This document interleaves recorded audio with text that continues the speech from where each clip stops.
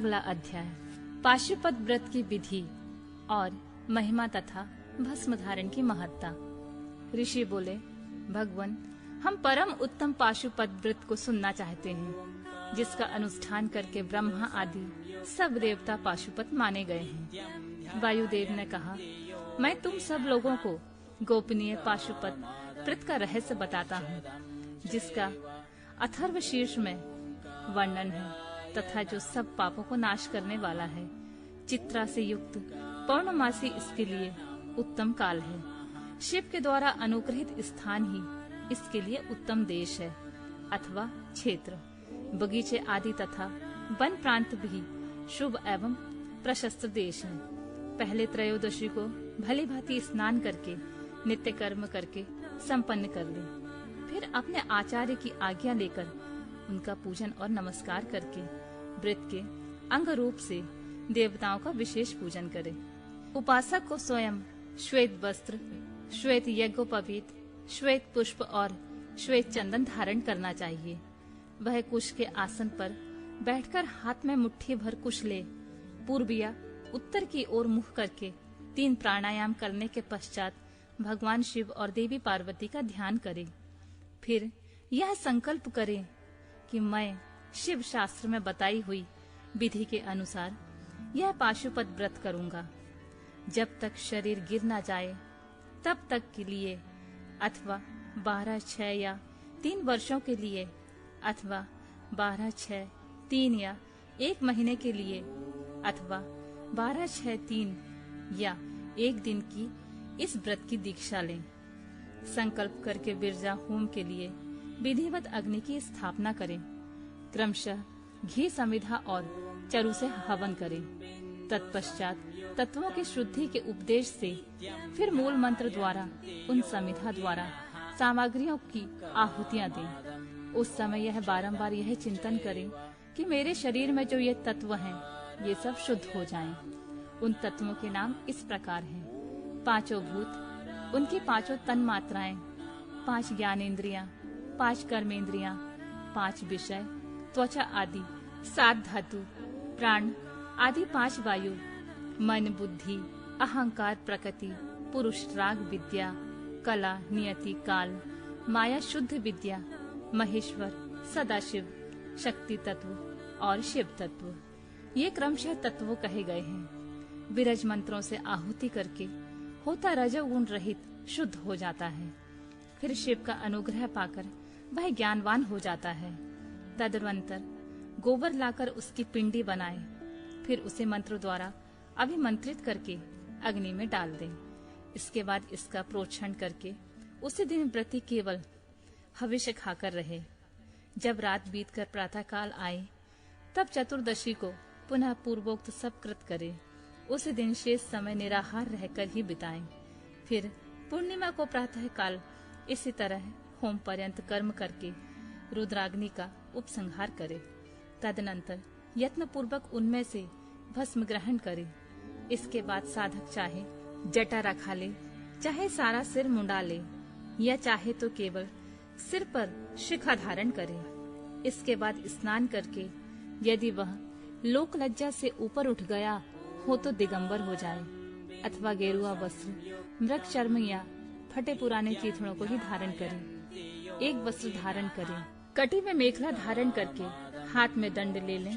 तदनंतर दोनों पैर धोकर आचमन करें। विराजाग्नि से प्रकट हुए भस्म को एकत्र करके अग्निरीतनी भस्म इत्यादि 6 अथर्व वैदिक मंत्रों द्वारा उसे अपने शरीर में लगाएं। मस्तक से लेकर पैर तक सभी अंगों में उसे अच्छी तरह मल दें। इसी क्रम से प्रणव या शिव मंत्र द्वारा सर्वांग में भस्म रमाकर त्रयायुषम इत्यादि मंत्रों से ललाट आदि में अंगों में त्रिपुंड की रचना करें। इस प्रकार शिव भाव को प्राप्त हो शिव योग का आचरण करें। तीनों संध्याओं के समय ऐसा ही करना चाहिए। यही पाशुपत व्रत है, जो भोग और मोक्ष देने वाला है। यह जीवों के पशु भाव को निवृत्त कर देता है। इस प्रकार पाशुपत व्रत के अनुष्ठान द्वारा पशुत्व का परित्याग करके लिंग मूर्ति सनातन महादेव जी का पूजन करना चाहिए। यदि वैभव हो तो सोने का अष्टदल कमल बनवाएं। जिसमें 9 प्रकार के रत्न जड़े गए हों, उसमें कर्णिका और केसर भी हों, ऐसे कमल को भगवान का आसन बनावे। धनाभाव होने पर लाल या सफेद कमल के फूल को आसन अर्पित करें। वह भी ना मिले तो केवल भावनामय कमल अर्पित कर दें। उस कमल की कर्णिका में पीठिका सहित छोटे से स्फटिक मणिमय लिंग की स्थापना करके क्रमशः विधि पूर्वक उसका पूजन करें। उस लिंग का शोधन करके पहले शास्त्रीय विधि के अनुसार उसकी स्थापना कर लेनी चाहिए। फिर आसन दे पंचमुख के प्रकार से मूर्ति की कल्पना करके पंचगव्य आदि से पूर्ण अपने वैभव के अनुसार संग्रहित भरे हुए सुवर्ण निर्मित कलशों से उस मूर्ति को स्नान कराएं। फिर सुगंधित द्रव्य कपूर, चंदन और कुमकुम आदि से वेदी सहित भूषण भूषित शिवलिंग का अनुलेपन करके बिल्वपत्र, लाल कमल, श्वेत कमल, नील कमल, अन्यान सुगंधित पुष्प, पवित्र एवं उत्तम पत्र और दूर्वा और अक्षत आदि विचित्र उपचार चढ़ाकर यथा प्राप्त सामग्रियों द्वारा महापूजन की विधि से उसमें मूर्ति की अभ्यर्चना करें। फिर धूप दीप और नैवेद्य निवेदन करें। इस तरह भगवान शिव को उत्तम वस्त्र निवेदन करके अपना कल्याण करें। उस व्रत में विशेषतः वे सभी वस्तुएं देनी चाहिए जो अपने को अधिक प्रिय हो, श्रेष्ठ हो और न्यायपूर्वक उपार्जित हुई हो। बिल्व पत्र, उपल और कमलों की संख्या 1,000 होनी चाहिए। अन्य पत्रों और फूलों में से प्रत्येक की संख्या 108 होनी चाहिए। सामग्रियों में भी बिल्व पत्र को विशेष यत्न पूर्वक जुटाएं, उसे भूलकर भी ना छोड़ें। सोने का बना हुआ एक ही कमल 1,000 कमलों से श्रेष्ठ बताया गया है। नील कमल आदि के विषय में भी यही बात कही गई है। ये सब बिल्व पत्रों के समान ही महत्व रखते हैं। अन्य पुष्पों के लिए कोई नियम नहीं है, वे जितने मिले उतने ही चढ़ाने चाहिए। अष्टांग अर्ध उत्कृष्ट माना जाता है।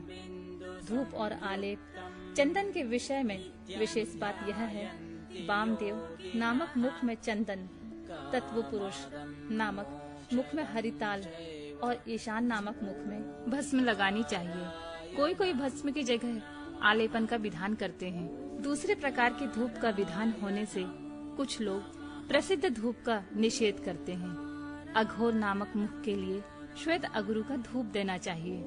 तत्पुरुष नामक मुख के लिए कृष्ण अगरू के धूप का विधान है। वामदेव के लिए गुग्गल, सद्योजात मुख के लिए सौगंधिक तथा ईशान के लिए उशीर आदि धूप को विशेष रूप से देनी चाहिए। शर्करा, मधु, कपूर, कपिला, गाय का घी, चंदन का चूरा तथा अगुरा नामक काष्ठ आदि का चूर्ण, इन सब को मिलाकर जो धूप तैयार किया जाता है उस सब के लिए सामान्य रूप से उपयोग की योग्य बताया गया है। कपूर की बत्ती और घी के दीपक जलाकर दीपमाला देनी चाहिए। तत्पश्चात प्रत्येक मुख के लिए पृथक पृथक अर्घ्य और आचमन देने का विधान है। प्रथम आवरण में गणेश और कार्तिकेय की पूजा करनी चाहिए। उनके साथ ही बाहर अंगों की भी पूजा आवश्यक है। प्रथमा वरण की पूजा हो जाने पर द्वितीय वरण में चक्रवर्ती विघ्नेश्वरों की पूजा करनी चाहिए। तृतीय वरण में भव आदि अष्ट मूर्तियों की पूजा का विधान है। वही महादेव आदि 11 मूर्तियों का भी पूजन आवश्यक है। चौथे आवरण में सभी गणेश्वर पूजनीय हैं। पंच आवरण में कमल के 12 भाग में क्रमशः 10 दिक्पालों, उनके अस्त्रों और अनुचरों की क्रमशः पूजा करनी चाहिए। वही ब्रह्मा के मानस पुत्रों की, समस्त ज्योतिर्गणों की तथा सभी देवी देवताओं की, सभी आकाशचार्यों की, पाताल वासियों की, अखिल मुनीश्वरों की, योगियों की, सब यज्ञों की, 12 सूर्यों की, मातृकाओं की, गणों सहित क्षेत्रपालों की और समस्त चराचर जगत की पूजा करनी चाहिए। इन सबको शंकर जी की विभूति मानकर शिव की प्रसन्नता के लिए ही इन सब का पूजन करना उचित है। इस प्रकार आवरण पूजा के पश्चात परमेश्वर शिव का पूजन करके उन्हें भक्ति पूर्वक घृत और व्यंजन सहित मनोहर हविष्य निवेदन करना चाहिए। मुख शुद्धि के लिए आवश्यक उपकरणों सहित तांबुल देकर नाना प्रकार के फूलों से पुनः इष्ट देव का श्रृंगार करें, आरती उतारें, तत्पश्चात पूजन का शेष कृत्य पूर्ण करें। प्याला तथा उपकारक सामग्रियों सहित शैया समर्पित करें। शैया पर चंद्रमा के समान चमकीला हार दें। राजोचित मनोहर वस्तुएं सब प्रकार से संचित कर दें। स्वयं पूजन करें, दूसरों से भी कराएं तथा प्रत्येक पूजन में आहुति दें। इसके बाद स्तुति, प्रार्थना और जप करके पंचछरी विद्या को जपें। परिक्रमा और प्रणाम करके अपने आप को समर्पित करें। तदनंतर इष्ट देव के सामने ही गुरु और ब्राह्मण की पूजा करें। इसके बाद अर्घ्य और 8 फूल देकर पूजित लिंग या मूर्ति से देवता का विसर्जन करें। फिर अग्निदेव का भी विसर्जन करके पूजन समाप्त करें। मनुष्यों को चाहिए कि प्रतिदिन इसी प्रकार पूर्वोक्त रूप से सेवा करें। पूजन के अंत में सुवर्णमय कमल तथा अन्य सब उपकरणों सहित उस शिवलिंग को गुरु के हाथों में दे दें अथवा शिवालय में स्थापित कर दें। गुरुओं, ब्राह्मणों और विशेषतः व्रतधारियों की पूजा करके सामर्थ्य हो तो भक्त ब्राह्मण तथा दीनों और अनाथों को भी संतुष्ट करें। स्वयं उपवास में असमर्थ होने पर फल मूल खाकर या दूध पीकर रहें अथवा भिक्षान भोजी या एक समय भोजन करें। रात को प्रतिदिन परिमित भोजन करें और पवित्र भाव से भूमि पर ही सोएं। भस्म पर, तृण पर अथवा चीर या मृग चर्म पर शयन करें। प्रतिदिन ब्रह्मचर्य का पालन करते हुए इस व्रत का अनुष्ठान करें। यदि शक्ति हो तो रविवार के दिन आद्रा नक्षत्र में दोनों पक्षों की पूर्णिमा और अमावस्या को, अष्टमी और चतुर्दशी का उपवास करें। मन, वाणी और क्रिया द्वारा संपूर्ण प्रयत्न से पाखंडी, पतित, सूतक में पड़े हुए लोग आदि के संपर्क का त्याग करें। निरंतर क्षमा, दान, दया, सत्य भाषण और अहिंसा पर तत्पर रहें। संतुष्ट और शांत रहकर जप और ध्यान में लगा रहें। तीनों काल स्नान करें, अथवा भस्म स्नान कर लें। मन, वाणी और क्रिया द्वारा विशेष पूजा क्रिया करें। इस विषय में अधिक कहने से क्या लाभ। व्रतधारी पुरुष कभी अशुभ आचरण न करे। प्रमादवश यदि वैसा आचरण बन जाए तो उसके गुरु लाघव का विचार करके उसके दोष का निवारण करने के लिए पूजा, होम और जप आदि के द्वारा उचित प्रायश्चित करें। व्रत की समाप्ति पर्यंत भूलकर भी अशुभ आचरण न करें। संपत्ति हो तो उसके अनुसार गौदान, वृषोत्सर्ग और पूजन करें। भक्त पुरुष निष्काम भाव से शिव की प्राप्ति के लिए ही सब कुछ करें। यह संक्षेप में इस व्रत की सामान्य विधि बताई गई है। अब शास्त्र के अनुसार प्रत्येक मास में जो विशेष कृत्य है मैं उसे बताता हूँ। वैशाख मास में हीरे के बने हुए शिवलिंग का पूजन करना चाहिए। ज्येष्ठ मास में मरकत मणिमय शिवलिंग का पूजा उचित है। आषाढ़ मास में मोती के बने हुए शिवलिंग को पूजनीय समझें। श्रावण मास में नीलम का बना हुआ शिवलिंग पूजा के योग्य है। भाद्रपद मास में पूजन के लिए पद्य राग मणिमय शिवलिंग को उत्तम माना गया है। अश्विन मास में गोमेद मणि के बने हुए लिंग को उत्तम समझें। कार्तिक मास में मूंगे के और मार्गशीर्ष मास में वैदुर्य मणि के बने हुए लिंग की पूजा का विधान है।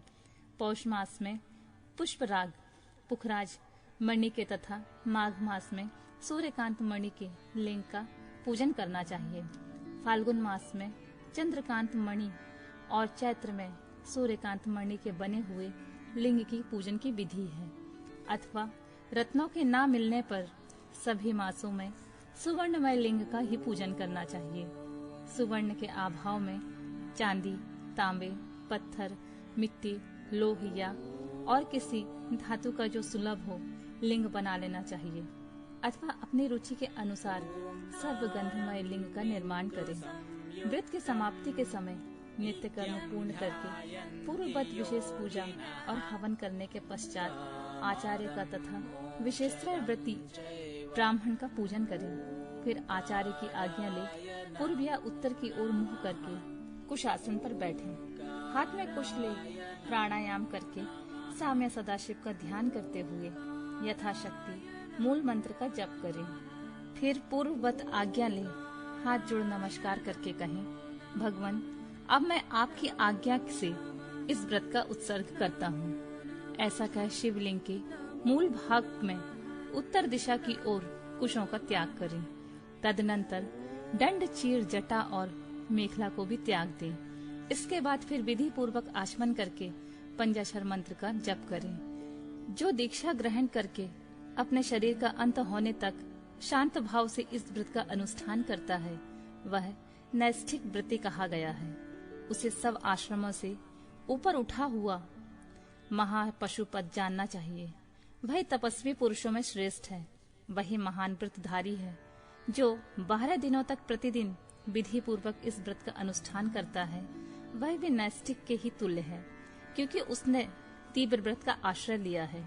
जो अपने शरीर में घी लगाकर व्रत के सभी नियमों के पालन में तत्पर हो, 2-3 दिन या 1 दिन भी इस व्रत का अनुष्ठान करता है, वह भी कोई नैष्ठिक ही है। जो निष्काम होकर अपना परम कर्तव्य मानकर अपने आप को शिव के चरणों में समर्पित करके इस उत्तम व्रत का सदा अनुष्ठान करता है, उसके समान और कोई दूसरा नहीं है। विद्वान ब्राह्मण भस्म लगाकर महापातक जनित अत्यंत दारुण पापों से तत्काल छूट जाता है, इसमें संशय नहीं है। रुद्राग्नि का जो सबसे उत्तम वीर्य है वही भस्म कहा गया है। अतः जो सभी समयों में भस्म लगाए रहता है वही वीर्यवान माना गया है। भस्म में निष्ठा रखने वाले पुरुष के सारे दोष उस भस्माग्नि में संयोग से दग्ध होकर नष्ट हो जाते हैं। जिसका शरीर भस्म स्नान से विशुद्ध है वह भस्मनिष्ठ कहा गया है। जिसके सारे अंगों में भस्म लगा हुआ है, जो भस्म से प्रकाशमान है, जिसने भस्म में त्रिपुंड लगा रखा है तथा जो भस्म से स्नान करता है वह भस्मनिष्ठ माना गया है। भूत, पेट, पिशाच तथा अत्यंत दुस्सह रोग भी भस्मनिष्ठ के निकट से दूर भागते हैं, इसमें संशय नहीं है। वह शरीर को भासित करता है, इसलिए भसित कहा गया है तथा पापों को भक्षण करने के कारण उसका नाम भस्म है। भूति ऐश्वर्य कारक होने से उसे भूति या विभूति कहते हैं। विभूति रक्षा करने वाली है, अतः उसका नाम रक्षा भी है। भस्म के महात्म को लेकर यहाँ और क्या कहा जाए। भस्म से स्नान करने वाला व्रती पुरुष साक्षात महेश्वर देव कहा गया है।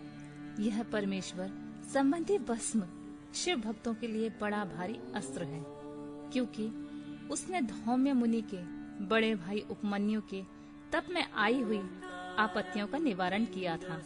इसलिए सर्वथा प्रयत्न करके पाशुपत व्रत का अनुष्ठान करने के पश्चात हवन संबंधी भस्म का धन के सामान संग्रह करके सदा भस्म स्नान में तत्पर बालक उपमन्यु को दूध के लिए दुखी देखकर माता का उसे शिव की आराधना के लिए प्रेरित करना तथा उपमन्यु की तीव्र तपस्या।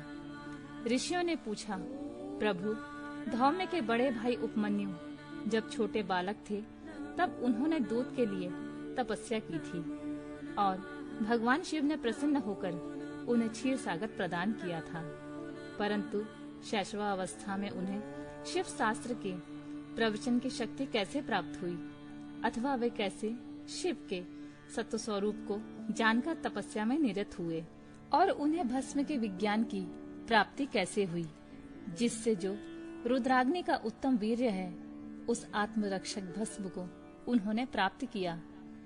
वायुदेव ने कहा, महर्षियों, जिन्होंने वह तप किया था वे उपमन्यु कोई साधारण बालक नहीं थे, परम बुद्धिमान मुनि पर व्याघ्रपाद के पुत्र थे।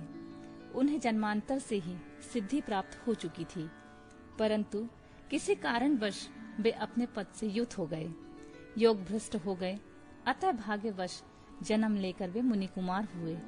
एक समय की बात है, अपने मामा के आश्रम में उन्हें पीने के लिए बहुत थोड़ा दूध मिला।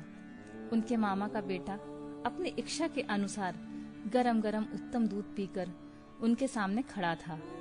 मातुल्य पुत्र को इस अवस्था में देखकर व्याघ्रपाद कुमार उपमन्यु के मन में बड़ी ईर्ष्या हुई और वे अपनी माँ के पास जाकर बड़े प्रेम से बोले, माते, महाभागे, तपस्विनी, मुझे अत्यंत स्वादिष्ट गरम गरम गाय का दूध दो, मैं थोड़ा सा नहीं पीऊंगा। बेटे की यह बात सुनकर व्याघ्रपाद की पत्नी तपस्वी माता के मन में उस समय बड़ा दुख हुआ। उसने पुत्र को बड़े आदर के साथ छाती से लगा लिया और प्रेम पूर्वक लाड़ प्यार करके अपनी निर्धनता का स्मरण हो आने से वह दुखी होकर विलाप करने लगी। महातेजस्वी बालक उपमन्यु बारंबार दूध को याद करके रोते और माता से कहने लगे, माँ, दूध दो, दूध दो। बालक के उस हट को जानकर उस तपस्विनी ब्राह्मण पत्नी ने उसके हट के निवारण के लिए एक सुंदर उपाय किया। उसने स्वयं उच्च वृत्ति से कुछ बीजों का संग्रह किया था। उन बीजों को देखकर उसने तत्काल उठा लिया और पीसकर पानी में घोल दिया।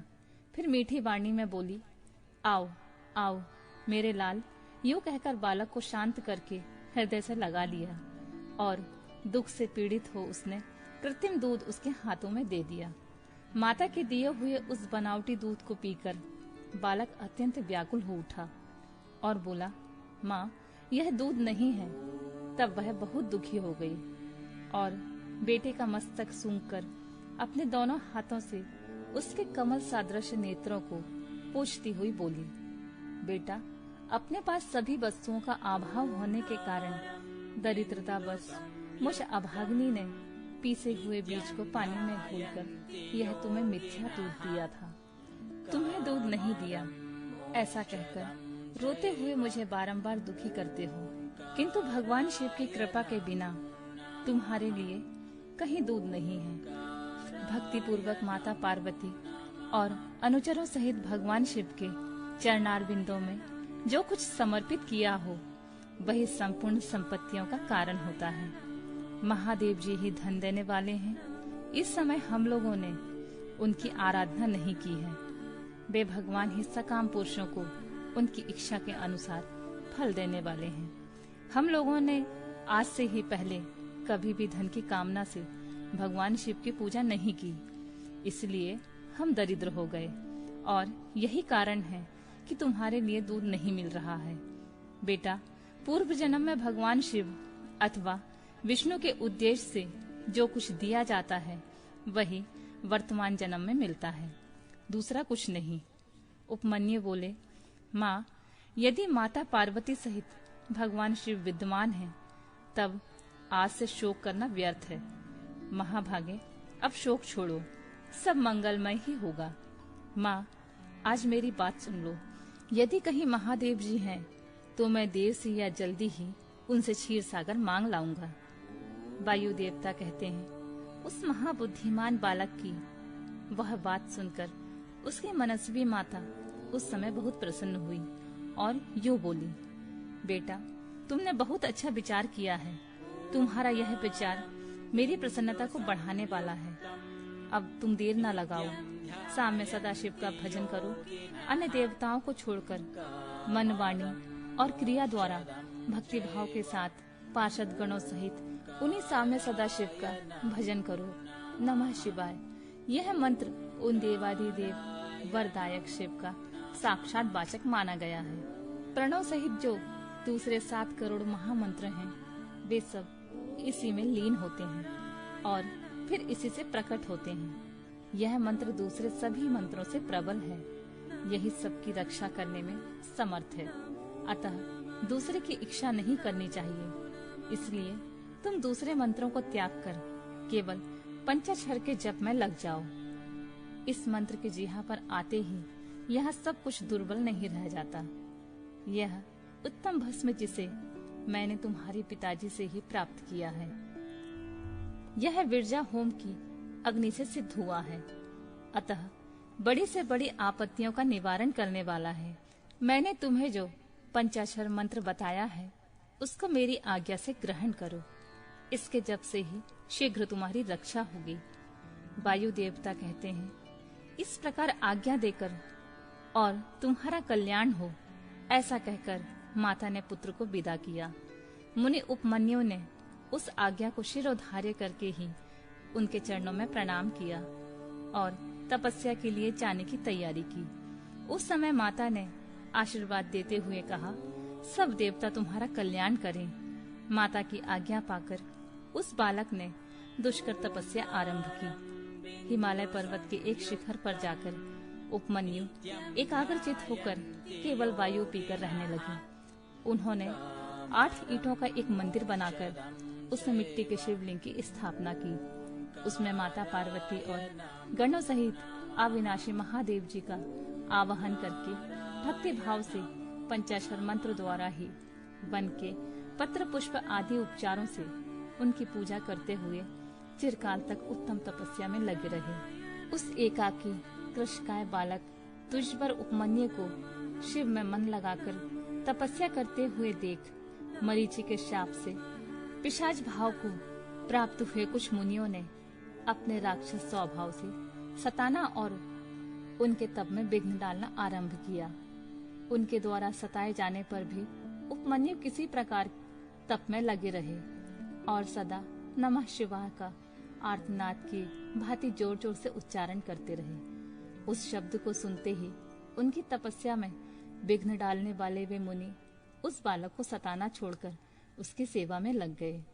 ब्राह्मण बालक महात्मा उपमन्यु की उस तपस्या से संपूर्ण चराचर जगत अगला प्रदीप्त और संतृप्त। भगवान शंकर का इंद्र रूप धारण करके उपमन्यु के भक्ति भाव की परीक्षा लेना, उन्हें क्षीर सागर आदि देकर बहू से वर देना और अपना पुत्र मानकर पार्वती के हाथ में सौंपना। कृतार्थ हुए उपमन्यु का अपनी माता के स्थान पर लौटना। तदनंतर भगवान विष्णु के अनुरोध करने पर श्री शिव जी ने पहले इंद्र का रूप धारण करके उपमन्यु के पास जाने का विचार किया। फिर श्वेत ऐरावत पर आरूढ़ हो स्वयं देवराज इंद्र का शरीर ग्रहण करके भगवान सदाशिव देवता असुर सिद्ध तथा बड़े बड़े नागों के साथ उपमन्यु मुनि के तपोवन की ओर चले। उस समय वह ऐरावत दाई सूंड से च्यवर लेकर सची सहित दिव्य रूप वाले देवराज इंद्र को हवा कर रहा था और बाई सूंड में श्वेत छत्र लेकर उन पर लगाए चल रहा था। इंद्र का रूप धारण किए उमा सहित भगवान सदाशिव उस श्वेत छत्र में उसी तरह सुशोभित हो रहे थे जैसे उदित हुए पूर्ण चंद्र मंडल से मंद्रांचल शोभायमान होता है।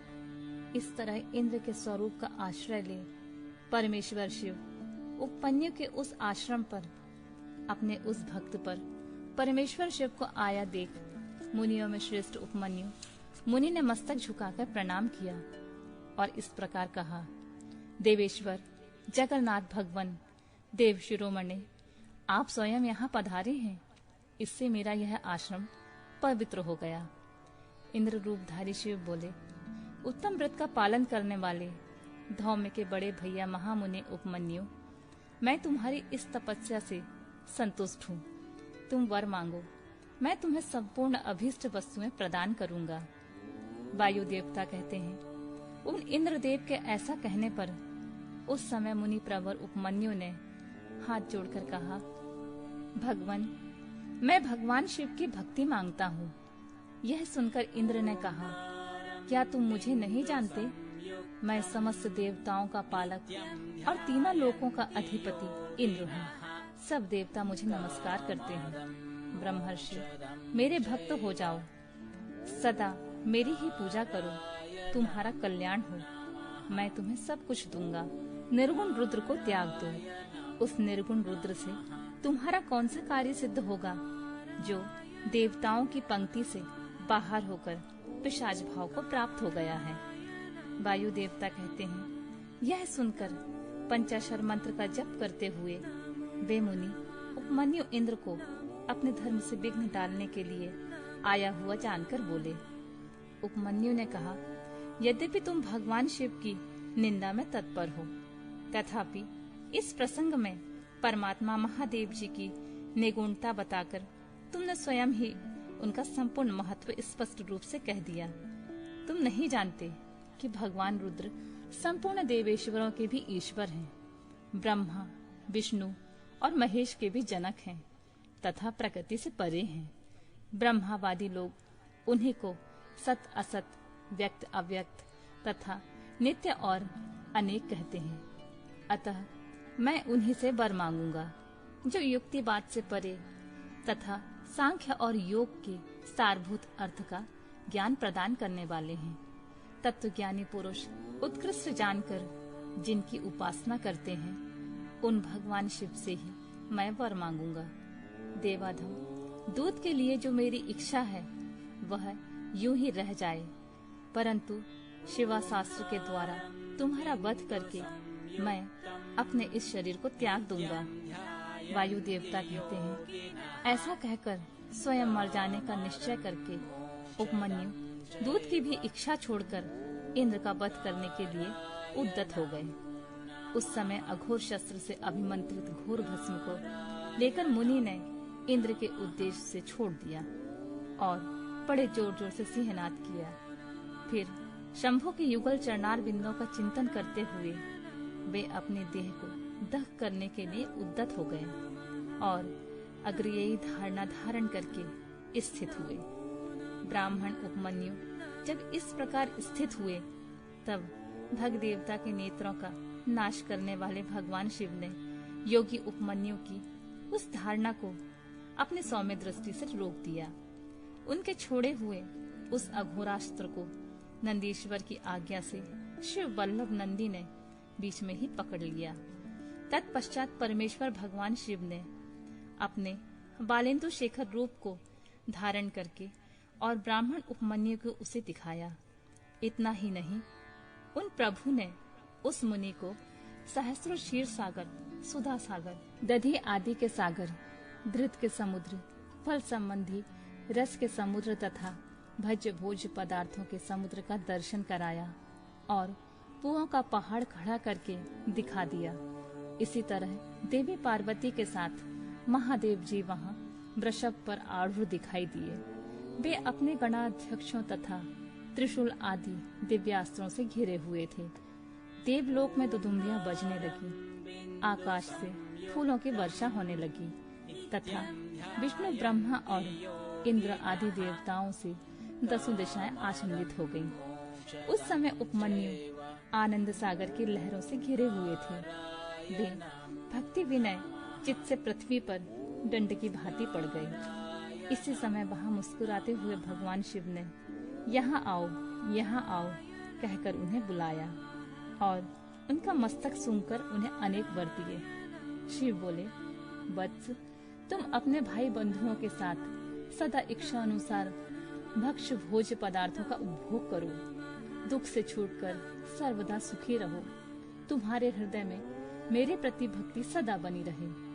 महाभाग उपमन्यु, ये पार्वती देवी तुम्हारी माता है। आज मैंने तुम्हें अपना पुत्र बना लिया है और तुम्हारे लिए क्षीर सागर प्रदान किया। केवल दूध का ही नहीं, मधु, दही, अन्न, घी, भात तथा अन्य आदि के रस का भी समुद्र तुम्हें दे दिया। ये पुओं के पहाड़ तथा भक्ष्य भोज्य पदार्थों के सागर मैंने तुम्हें समर्पित किए। महामुने, ये सब ग्रहण करो। आज से मैं महादेव तुम्हारा पिता हूँ और जगदम्बा उमा तुम्हारी माता है। मैंने तुम्हें अमृतत्व और गणपति का सनातन पद प्रदान किया है। अब तुम्हारे मन में जो दूसरी दूसरी अभिलाषाएं हो, उन सबको तुम बड़ी प्रसन्नता के साथ वर के रूप में मांगो। मैं संतुष्ट हूँ, इसलिए वह सब दूंगा। इस विषय में कोई अन्यथा विचार नहीं करना चाहिए। वायु देवता कहते हैं, ऐसा कहकर महादेव जी ने उन्हें दोनों हाथों से पकड़कर हृदय से लगा लिया और मस्तक सूंघकर यह कहते हुए देवी की गोद में दे दिया कि यह तुम्हारा पुत्र है। देवी ने कार्तिकेय की भांति प्रेम पूर्वक उनके मस्तक पर अपना कर कमल रखा और उन्हें अविनाशी कुमार पद प्रदान किया। क्षीर सागर ने भी साकार रूप धारण करके उनके हाथ में अंश्रवर पिंडी भूत स्वादिष्ट दूध समर्पित किया। तत्पश्चात पार्वती देवी ने संतुष्ट चित हो उन्हें योग जनित ऐश्वर्य, सदा संतोष, अविनाशिनी ब्रह्म विद्या और उत्तम समृद्धि प्रदान की। तदनंतर उनके तपोमय तेज को देखकर प्रसन्नचित हुए शंभु ने उपमन्यु मुनि को पुनः दिव्य वर प्रदान किए। पाशुपत व्रत, पाशुपत ज्ञान, तात्विक व्रत योग तथा चिरकाल तक उसके प्रवचन की परम पटुता उन्हें प्रदान की। भगवान शिव ने शिवा से दिव्य वर तथा नित्य कुमारत्व पाकर वे प्रमुदित हो उठे। उसके बाद प्रसन्नचित हो प्रणाम करके हाथ जोड़कर ब्राह्मण उपमन्यु ने देवादिदेव महेश्वर से यह वर मांगा। देव देवेश्वर प्रसन्न होइए, परमेश्वर प्रसन्न होइए और मुझे अपनी परम दिव्य एवं अविचारणी भक्ति दीजिए। महादेव, मेरे जो अपने सगे संबंधी हैं उनमें मेरी सदा श्रद्धा बनी रहने का वर दीजिए। साथ ही अपना दासत्व, उत्कृष्ट स्नेह और नित्य सामीप्य प्रदान कीजिए। ऐसा कहकर प्रसन्नचित हुए दुष्श्रेष्ठ उपमन्यु ने हर्ष गदगद वाणी द्वारा महादेव जी का स्तवन किया। उपमन्यु बोले, देवादिदेव महादेव, शरणागत वत्सल, करुणा सिंधु, साम्य सदाशिव, आप सदा मुझ पर प्रसन्न होइए। वायु देवता कहते हैं, उनका ऐसा कहने पर सबको वर देने वाले प्रसन्नात्मा महादेव ने मुनिवर उपमन्यु को इस प्रकार उत्तर दिया। वत्स उपमन्यु, मैं तुम पर संतुष्ट हूँ, इसलिए मैंने तुम्हें सब कुछ दे दिया। ब्रह्मर्षि, तुम मेरे परम भक्त हो, क्योंकि इस विषय में मैंने तुम्हारी परीक्षा ली है। तुम अजर अमर, दुख रहित, यशस्वी, तेजस्वी और दिव्य ज्ञान से संपन्न हो। दुष्श्रेष्ठ, तुम्हारे बंधु बांधव, कुल तथा गोत्र सदा अक्षय रहेंगे। मेरे प्रति तुम्हारी भक्ति सदा बनी रहेगी। विप्रवर, मैं तुम्हारे आश्रम में नित्य निवास करूंगा। तुम मेरे पास सानंद विचरोगे। ऐसा कहकर उपमन्यु को अभीष्ट वर देकर करोड़ों सूर्य के समान तेजस्वी भगवान महेश्वर वहीं अंतर्ध्यान हो गए।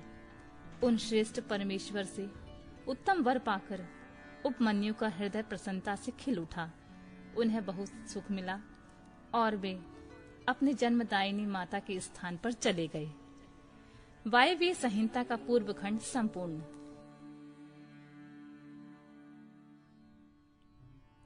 वायव्य संहिता उत्तरखंड। ऋषियों के पूछने पर वायुदेव का श्री कृष्ण और उपमन्यु के मिलन का प्रसंग सुनाना। श्री कृष्ण को उपमन्यु से ज्ञान का और भगवान शंकर से पुत्र का लाभ। सूत जी कहते हैं, जो समस्त संसार चक्र के परिभ्रमण में कारण रूप हैं तथा गौरी के युगल उरोजों में लगे हुए केसर से जिनका वक्ष स्थल अंकित है, उन भगवान उमा वल्लभ शिव को नमस्कार है। उपमन्यु को भगवान शंकर की कृपा प्रसाद से प्राप्त होने का प्रसंग सुनाकर मध्याह्न काल में नित्य नियम के उद्देश्य से वायुदेव कथा बंद करके उठ गए। तब नैमिषारण्य निवासी अन्य ऋषि भी अब अमुक बात पूछनी है ऐसा निश्चय करके उठे और प्रतिदिन की भांति अपना तात्कालिक नित्य कर्म पूरा करके भगवान वायुदेव को आया देख फिर आकर उनके पास बैठ गए। नियम समाप्त होने पर जब आकाश जन्मा वायुदेव मुनियों की सभा में अपने लिए निश्चित उत्तम आसन पर विराजमान हो गए, सुखपूर्वक बैठ गए, तब वे लोक वंदित पवन देव परमेश्वर की श्री संपन्न विभूति का मन ही मन चिंतन करके इस प्रकार बोले, मैं उन सर्वज्ञ और अपराजित महान देव भगवान शंकर की शरण लेता हूँ, जिनकी विभूति इस समस्त चराचर जगत के रूप में फैली हुई है। उनके शोभ वाणी को सुनकर वे निष्पाप ऋषि भगवान की विभूति का विस्तार पूर्वक वर्णन सुनने के लिए उत्तम वचन बोले। ऋषियों ने कहा, भगवान, आपने महात्मा उपमन्यु का चरित्र सुनाया, जिससे यह ज्ञात हुआ कि उन्होंने केवल दूध के लिए तपस्या करके भी भगवान शिव से सब कुछ पा लिया। हमने पहले भी सुन रखा है कि अनायास ही महान कर्म करने वाले वासुदेव नंदन भगवान श्री कृष्ण किसी समय धौम्य के बड़े भाई उपमन्यु से मिले और उनकी प्रेरणा से पाशुपत व्रत का अनुष्ठान करके उन्होंने परम ज्ञान प्राप्त कर लिया था। अतः आप यह बताएं कि भगवान श्री कृष्ण ने परम उत्तम पाशुपत ज्ञान किस प्रकार प्राप्त किया। वायुदेव बोले, अपनी इच्छा से अवतीर्ण होने पर भी सनातन वायुदेव ने मानव शरीर की निंदा सी करते हुए लोक संग्रह के लिए शरीर की शुद्धि की थी। वे पुत्र प्राप्ति के निमित्त तप के लिए उन महामुनि के आश्रम पर गए थे, जहाँ बहुत से मुनि उपमन्यु जी का दर्शन कर रहे थे। भगवान श्री कृष्ण ने वहां जाकर उनका दर्शन किया। उनके सारे अंग भस्म से उज्जवल दिखाई देते थे। मस्तक त्रिपुंड से अंकित था। रुद्राक्ष की माला ही उनका आभूषण थी। वे जटामंडल से मंडित थे। शास्त्रों से वेद की भांति वे अपने शिष्यभूत महर्षियों से घिरे हुए थे और शिव जी के ध्यान में तत्पर हो शांत भाव से बैठे थे। उन महातेजस्वी उपमन्यु का दर्शन करके श्री कृष्ण ने उन्हें नमस्कार किया। उस समय उनके संपूर्ण शरीर में रोमांच हो आया। श्री कृष्ण ने बड़े आदर के साथ मुनि की 3 बार परिक्रमा की। फिर अत्यंत प्रसन्नता के साथ मस्तक झुकाकर हाथ जोड़कर उनका स्तवन किया। तदनंतर उपमन्यु ने विधि पूर्वक अग्ररीति भस्म इत्यादि मंत्रों से श्री कृष्ण के शरीर में भस्म लगाकर उनसे 12 महीनों का साक्षात पाशुपत व्रत करवाया। तत्पश्चात मुनि ने उन्हें उत्तम ज्ञान प्रदान किया। उसी समय से उत्तम व्रत का पालन करने वाले संपूर्ण दिव्य पाशुपत मुनि उन श्री कृष्ण को चारों ओर घेर कर उनके पास बैठे रहने लगे। फिर गुरु की आज्ञा से परम शक्तिमान श्री कृष्ण ने पुत्र के लिए साम्य शिव की आराधना का उद्देश्य मन में लेकर तपस्या की। उस तपस्या से संतुष्ट हो 1 वर्ष के पश्चात पार्षदों सहित परम ऐश्वर्यशाली परमेश्वर साम्य शिव ने उन्हें दर्शन दिया। श्री कृष्ण ने वर देने के लिए प्रकट हुए सुंदर अंग वाले महादेव जी को हाथ जोड़कर प्रणाम किया और उनकी स्तुति भी की। गणों सहित साम्य सदाशिव का स्तवन करके श्री कृष्ण ने अपने लिए एक पुत्र प्राप्त किया। वह पुत्र तपस्या से संतुष्ट चित हुए साक्षात शिव ने श्री विष्णु को दिया था। चूंकि साम्य शिव ने उन्हें अपना पुत्र प्रदान किया, इसलिए श्री कृष्ण ने जामवती कुमार का नाम सांब ही रखा। इस प्रकार अमित पराक्रमी श्री कृष्ण को महर्षि उपमन्यु से ज्ञान लाभ और भगवान शंकर से पुत्र लाभ हुआ। इस प्रकार यह प्रसंग मैंने पूरा कह सुनाया। जो प्रतिदिन इसे कहता सुनता या सुनाता है, वह भगवान विष्णु का ज्ञान पाकर उन्हीं के साथ आनंदित होता है।